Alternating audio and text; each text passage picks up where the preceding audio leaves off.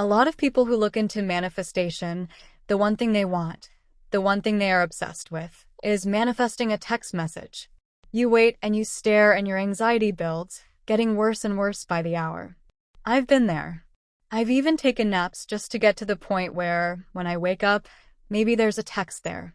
How sad is that? Looking at my life and realizing I wasn't filling my basket with anything else. I wasn't filling my day with the things that actually matter.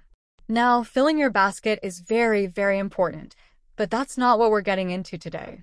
Today, we're talking about how to actually get that text. We need to be real for a second. If you came to me right now complaining that your phone is dry, I'd look you right in the eye and tell you that you're being a hypocrite. You tell me you want a text, but every time you look at that cold, silent piece of glass, you're shouting to the universe, I am ignored. I am not wanted. I won't hear it, and the universe won't hear it either. You need to stop acting like a beggar.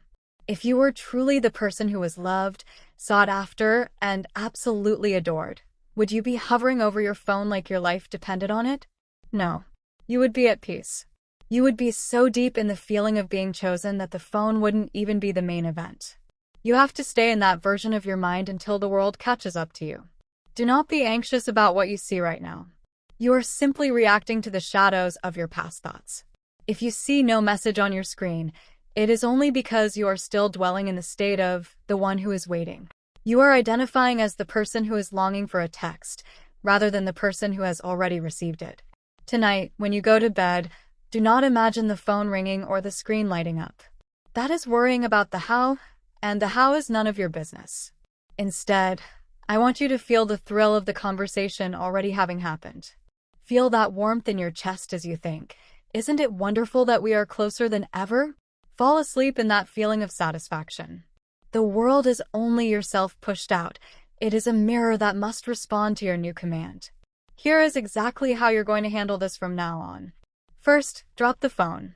Stop checking for proof in the physical world. Every time you check to see if they've messaged, you are proving to yourself that you don't believe you have it. You're looking for a sign because you don't think the order has been placed. Stop it. Second, create the scene. I want you to create a mental short loop. Don't make it complicated. Just see yourself putting the phone down with a genuine smile on your face after reading exactly what you wanted to hear. Not hoping you'll read it, knowing you already did. Loop that feeling of relief and woe until it feels real. Third, embody the state. Walk through your day as the person who is already chosen and adored. When you're at work, when you're out with friends, when you're just living your life, carry yourself like the person who is in a loving, high-end relationship. If the thought of them comes up, don't let it trigger anxiety. Just say thank you, as if the matter is already settled and the text is already in your history. You are the architect of this reality. You don't wait for the building to show up before you believe the blueprint is real. You know the blueprint is the truth. The text is just the shadow catching up to the object. Stop reacting to the shadow and start being the light. A manifest luxury, and I'll see you in the next timeline. Bye.